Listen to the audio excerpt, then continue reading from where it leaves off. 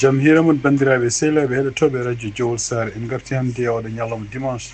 sappo tati lewru juillet hitan ujunnaji ɗiɗi e nogas joyyi habruji moɗon e ɗemgal pulaar pour meftande habruji afrique ɗum noon guiɗoɗen ko toon to nigéria sankare ancien président mouhamadou buhari ma en jaa toon to cameroun onon kanko Paul Biya kadi wayno haali o wi wonde ko candidat ma en cakitor toon to sénégal ɗum noon ko guila e kanko konngol makko kanko ministre de la fonction publique ko haali ko fati sehilaga hakkunde kanko Diomaye Faye e kanko Ousmane Sonko ma en kaal kadi oɗo saha hono ko nanngol hono kanko Biram Dawla Beydi fedde goto panafricanisme no noddi hono kamɓe autorité sénégal oto nawsu oɗo toon to Mauritanie ko ɗum woni titre uji meɗen ndeɗo meftande kabruji afrique ma en gartu hen joni joni ko musidɗo mon Amadou haalta e moɗon radio jowarnade kaaleydi ganda ha basnaɗa sénégal ha Portugal ha Cameroun Afrique o Amérique ono to defere radio garaja bandiraɓe sehlaɓe heɗotoɓe radio Juillet sar jaam hiire moon ko idi foof ko kabruji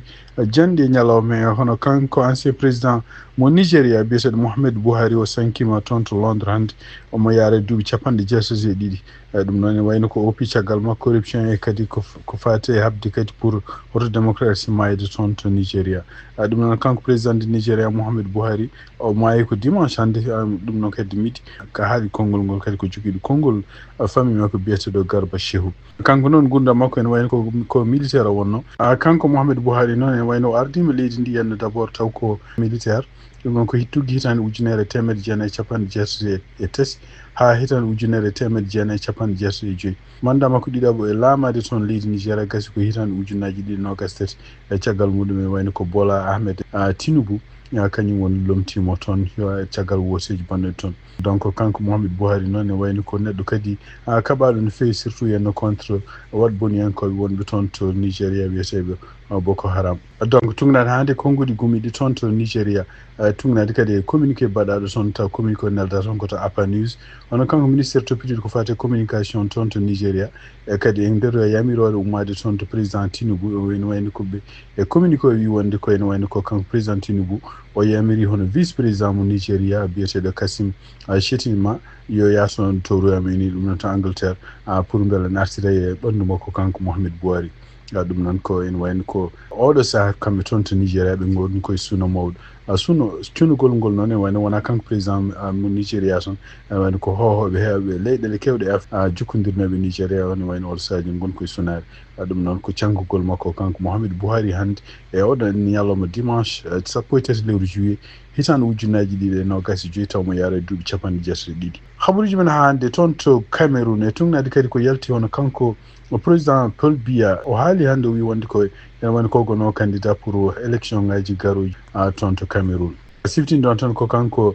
président Paul Biya ene wayno ko haalino balɗe ɓennuɗe o wi wonde ko ene wayno fixi wonde date élection ngaji présidentiel toon to cameroun waɗata ko ñande sappo e ɗiɗi lewru octobre hitande ujunnaji ɗiɗi e nogas joyyi e ɗum noon ene wayno ko hannde kanko hoore makko gonɗi wonde ko candidat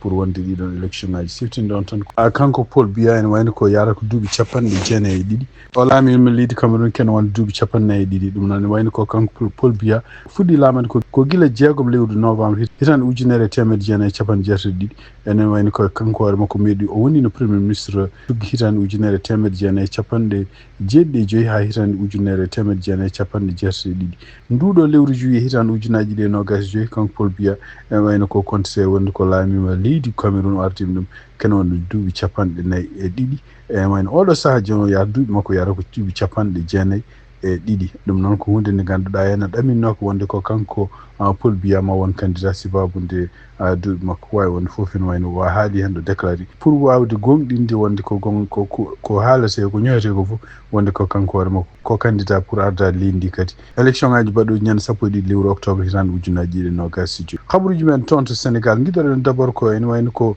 communiqué gomiɗo toon to ndeɗo fedde wiyeteno front pour une révolution anti impérialiste populaire et panafricaine. Oɗo organisation ene wayno windi lettere ɗum noon kadi ne holli mettere mum, e holli kadi fayre muɗum sibabu nde kanko Biram Daoul Abeid on wandi ko ɓiɗiɗo toon to Sénégal. Biram Da Abeid e wiide mabɓe kadi ene wayno ko goto e gandaɗo e Afrique de l'Ouest pour kaɓanteɗo ko fati haqqinnemade, ko neɗɗo Mauritanaji gonɗo e parti lunde, kadi ko neɗɗo kaɓanteɗo ko fate kalfago. Donc ha hande communiqué on haala wi wonde ko nanggugol makko ɗum fof ari ko caggal nde laamiɓe Mauritanie andiraɓe kañum koye men doole ɗe mbaɗata pour hadde haɓanteɓe haqqinnemade, e surtout kadi mili haɓeteɓe kadi contre kala ko fati kalfago toon to Mauritanie. Donc kanko Biram Da Abeid e tunnata hande koɓe kaali ɓe mbi wonde ko ɗiɗo duuɓi jeetati ko Sénégal woni to hoɗi, e kadi ne wayno ko kanko hoore makko kadi mo jeeya yimɓe andaɓe toon to Mauritanie, hewɓe nanguede e hewɓe kadi wattaɓe haqqillaji no fewi, surtout e sibabunde haare nde o jogui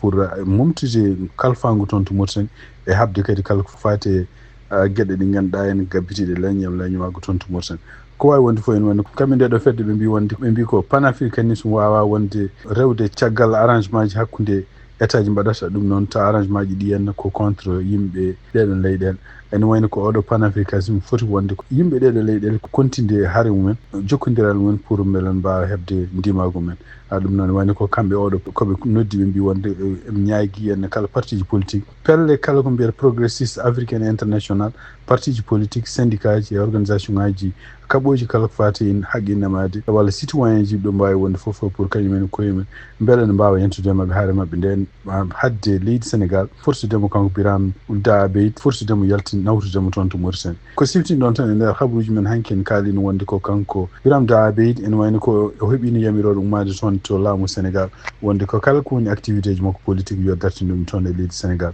Ɗum noon ko ɗaɓɓande ummade toon to autorité ji Mauritanie. En même temps ene wayno ko Samba Thiam kañum hoore mum heeɓino noddango pour convocation yo ar toon to ministére de l' intérieur jokkodira mabɓe, kono ene wayno on kam notanaki oɗon convocation. Ko wawi wonde foof oɗo communiqué gumi toon to fedde wiyetede le front pour une révolution anti impérialiste populaire et panafricaine, ko kañum waɗi oɗo communiqué. Donc e nder communiqué mabɓe pour habdude wonde Biram Daoul Abeid e koko nanga toon to Sénégal. Haade toon to Sénégal e tumnade kadi yewtere arde toon to télévision hande, ene woni ko kanko ministre public ko fate fonction publique et de la réforme du service public hono biyeteɗo Olivier Boukal. ɗum noon ko kanko no invité hande dimanche toon to émission mo mbiyata point de vue, ɗum noon ko toon to RTS. Nder konnguli ɗi o haali ene wayno ko yimɓe oɗo sa joni haqqillaji men fof goni ko kanko Bachir Diomaye Faye gartuɗo leydi États-Unis ñande aljuma nde, e kanko Ousmane Sonko premier ministre mo Sénégal. ɗum noon ko holko woni ceylagal hakkude mabɓe no wayi, e ɗum noon surtout enen tesira wonde ko kanko Ousmane Sonko won haala kewko ko ƴeftuno en huccitini ɗum e hono kanko président mo Sénégal Bachir Diomaye Faye wiide tan ko Sénégal ene wayno ko ala oɗo sa joni laamu. ɗum noon kadi wullitade wonde ko won gueɗe ɗo waɗate kanko Ousmane Sonko, ɗeɗon gueɗe ne poti réglede walla oppe kanko hoore makko waɗa ligguey makko. ɗum ɗo fof noon ene wayno ko tumnade haraleɓe hewɓe ko fate jayndi en kalata mbi wonde ɗum ɗo ko haaluji ɗi haala ɗi woni woni o dikki wonde ko gartiɗo leydi Sénégal hono Bachir Diomaye Faye. Donc gila Bachir Diomaye Faye arti noon ñande aljuma nde andaka holko jogori, holko woni haqqille mum walla réaction mum. Kon ɗon ene wayno ko kanko ministre de la fonction publique mo Sénégal o wi ko yimɓeɓe ne poti famde wonde ko haaluji kanko Ousmane Sonko ɗi haali ɗi fof o haali ɗum koye sibabude o wonno koye conférence ko fate Pastef, ɗum noon ko conférence conseil national no wiiri e wiide makko. Donc o haalirani e nde o haalata ɗiɗon haaluji o haalani en tant que premier ministre, o haali ko en tant que président Pastef. ɗum noon e wiide makko kadi ɗiɗo haaluji ɗi o haalata ɗiɗo ko haaluji gowɗi hakkude mabɓe kamɓe yimɓe jeeyaɓe Pastef. e ɗum ɗo kadi ne wayno ko ala foof ko woni ko ŋaccata e goote mabɓe, par ce que ɗum ɗo wona hunde jogorde bonnude ceylagal makko kanko Ousmane Sonko e kanko Bachir Diomaye Faye. an kanko oɗo ministre Olivier no wiide makko kadi ene wayno ko ma yimɓe fof jii wonde ko ɗum ɗo ala fof tira e ma gonɗo hakkude mabɓe, ala fof kadi ko wiyete luurodiral gongal hakkude makko kanko Bachir Diomaye Faye e kanko Ousmane Sonko. e ɗum noon kadi o wi wonde kay kamɓe ɗi fof ɓe pamodiri wonde ko liggueyaji mabɓe walla rôle uji ɓe jogui ɗi ko remen fof ene andi so foti hadde, ene andi ko woni ligguey muɗum. ɗum noon ko précision ngaji kanko ministre toppitiɗo ko fate fonction publique e réforme du service public arno toon to RTS. ɗum noon kanko woni invité mabɓe biyeteɗo point de vue. ɗum noon ko toon to RTS. bandiraɓe sehlaɓe heɗotoɓe radio Juillet Sare siftinɗon tan hannde ko dimanche hawri ko sappo e tati lewru juillet hitande ujunnaji 2025 e siftinɗon kadi ɗum ɗo ko meftande habaruji Afrique ko ɓuuri mawnude habaruji ɗi ko wonde ko kanko ancien président mo Nigéria biyeteɗo Mouhamadou Buhari o sankima hannde toon to Londres omo yaara duuɓi capanɗe jeetati e ɗiɗi ɗum noon ma en gartu janngo e habaruji meɗen radio Juillet Sare ɗum noon ko musidɗo mon Amadou Touré haldane o moon yen mbaal jaam.